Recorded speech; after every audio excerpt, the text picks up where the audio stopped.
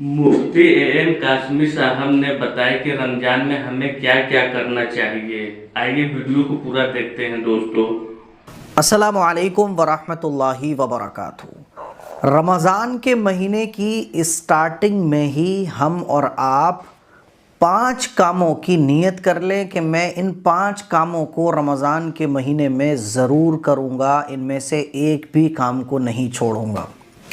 इंशाअल्लाह हमारा पूरा रमज़ान का महीना बेस्ट गुज़रेगा और रमज़ान के महीने की बरकतें हमें हासिल होंगी अगर इन 5 कामों की नीयत हम और आप कर लेते हैं। दोपहर में मैंने एक वीडियो अपलोड की थी कि रोज़े की नीयत कैसे करनी है, क्योंकि सबसे बड़ा मसला ये आता है। अगर आपने वो वीडियो नहीं देखी है तो उसको जाके ज़रूर देख लीजिए। अब मैं आपको बताने जा रहा हूँ कि रमज़ान की स्टार्टिंग 5 कामों की नीयत के साथ करना है। पहली नीयत ये करना है कि रमज़ान के रोज़ों को मैं रखूँगा, एक भी रोज़ा नहीं छोड़ूँगा, क्योंकि अल्लाह के नबी सल्लल्लाहु अलैहि वसल्लम ने इरशाद फरमाया कि रमज़ान के रोज़े ये फ़र्ज़ हैं। फ़र्ज़ का मतलब क्या होता है? मैंडेटरी, ज़रूरी। अगर इन रोज़ों को हमने नहीं रखा तो आखिरत में कामयाबी नामुमकिन है, जहन्नम पक्की है, जन्नत में हम नहीं दाखिल हो सकते। और रमज़ान के रोज़ों को अगर रख लिया तो मग़फ़रत ही मग़फ़रत, अल्लाह की बख्शिश ही बख्शिश। और रोज़ों के फ़ायदे दुनियावी भी हैं, उखरवी भी हैं। एक डॉक्टर साहब ने मेरे पास एक लिस्ट भेजी, उसमें रोज़े रखने के बहुत सारे फ़ायदे जो मेडिकल साइंस से साबित हैं, वो पूरी एक लिस्ट थी कि बॉडी के अंदर कैसे सेहत अच्छी होती है जब हम रोज़े रखते हैं। तो पहला कि रोज़े रखने की नीयत करना है कि एक भी मैं रोज़ा नहीं छोड़ूंगा। हाँ, शरई अगर उज़र है, मान लीजिए कोई वाकई में बीमार है, कोई बहुत बूढ़ा है, किसी को कोई प्रॉब्लम है जिसकी वजह से वो रोज़े नहीं रख पा रहा है, तो शरई उज़र की वजह से रोज़ा छोड़ने की इजाज़त है। जानबूझ के रोज़ा छोड़ देना या इस वजह से रोज़ा छोड़ना कि साहब मेरी जॉब ऐसी है, मेरा काम ऐसा है, मेरा बिज़नेस ऐसा है, अरे साहब मैं तो बाहर धूप में बहुत, मैं गाड़ी से दौड़ता हूँ इधर से उधर, तो मेरी रनिंग बहुत है जिसकी वजह से मैं रोज़ा नहीं रख सकता। ये सब बहाने नहीं चलने के। आप काम डिले करो, काम छोड़ो या दूसरा काम पकड़ो या सेटिंग जैसे तैसे जैसी भी बनाओ, रोज़ा आप नहीं छोड़ सकते।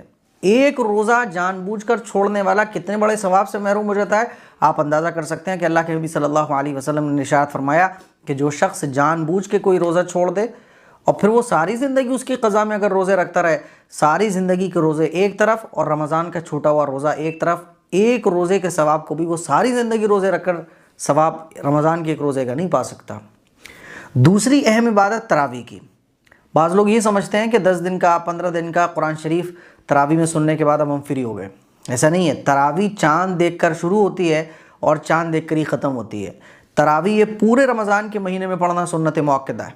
हाँ, पूरे रमज़ान में तरावी में एक कुरान मजीद पढ़ना ये अलग सुन्नत है, लेकिन इसका मतलब ये नहीं होता कि 15 दिन पढ़ने के बाद आप फिर आप गोल मोल कर दो, अब आप दुकान पर बैठे हुए हैं, अब आप तफरी कर रहे हैं। तरावी पूरे महीने पढ़नी है, इसकी नीयत कीजिए। और तरावी मर्दों के लिए भी है, औरतों के लिए भी है। इस साल अल्हम्दुलिल्लाह हमने ख़वातीन के लिए अलग तरावी का इंतज़ाम किया है। ख़वातीन अलग जमात के साथ, उनकी एक अलग हमने मस्जिद बना दी एक जगह पर कि ख़वातीन यहाँ के तरावी पढ़ेंगी।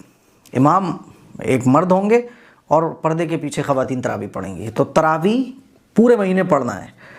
तीसरा, तरावी के बाद कुरान शरीफ की तिलावत।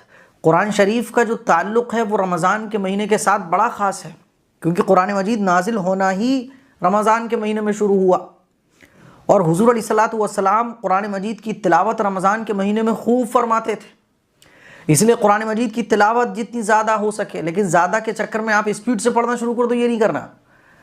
जितना हो सके अच्छा पढ़ना है, क्योंकि अल्लाह को क्वालिटी पसंद है, क्वांटिटी भी पसंद है, लेकिन क्वांटिटी का नंबर क्वालिटी के बाद आता है, क्वालिटी नंबर 1। तीसरी इबादत कुरान मजीद की तिलावत। चौथी इबादत, नेकी का छोटे से छोटा काम भी आपको छोड़ना नहीं है, क्योंकि रमज़ान के महीने में नेकियों का सवाब बढ़ जाता है। एक फ़र्ज़ का सवाब 70 फ़र्ज़ों के बराबर और एक नफल का सवाब फ़र्ज़ के बराबर, और छोटी छोटी नेकियों पे 70 गुना अजर मिलता है। तो आप अंदाज़ा कीजिए कि, और अल्लाह ताला आम दिनों में भी 1 के 10 देता है, तो 70 रमज़ान में और 10 वैसे ही, तो 700 गुना सवाब मिलता है।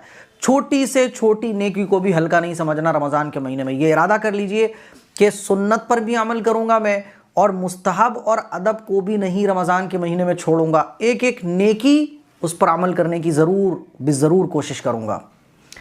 کیونکہ اللہ کے نبی صلی اللہ علیہ وسلم کا ارشاد ہے کہ کسی بھی نیکی کو چھوٹا نہیں سمجھنا چاہیے. اللہ کو کون سی نیکی پسند آ جائے, اسی لیے آپ رمضان کے مہینے کو نیکیوں کے کام کرتے ہوئے گزارنے کی کوشش کریں. چھوٹی نیکی ہو بڑی نیکی ہو, کوئی بھی موقع نیکی کا اپنے ہاتھ سے مت جانے دیجیے. 5واں بہت اہم کام ہے, بہت اہم کام ہے.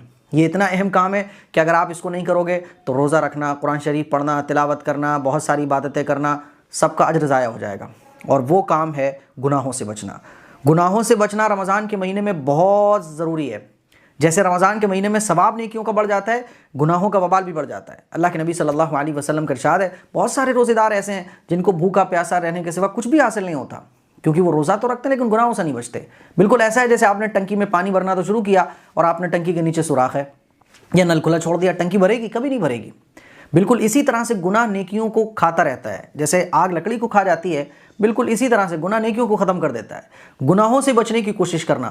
گناہ کبیرہ تو بہت الگ بات ہو گئی.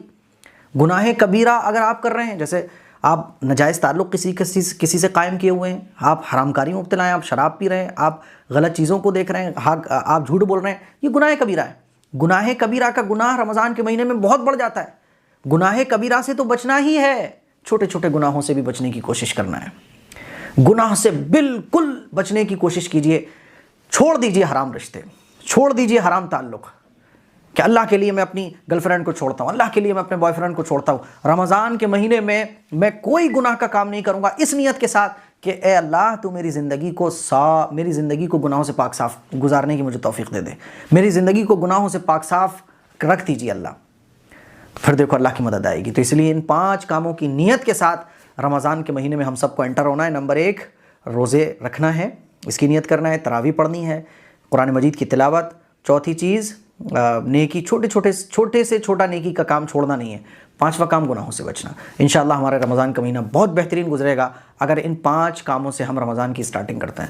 دعاؤں کی گزارش ہے, اس کلپ کو شیئر کریں. السلام علیکم ورحمۃ اللہ وبرکاتہ. بہت بہترین بات بتائی ہے مفتی صاحب نے, جو سبھی مسلمان کو کرنا چاہیے. ویڈیو اگر پسند آیا ہو تو لائک اور سبسکرائب کیجیے گا دوستو. السلام علیکم.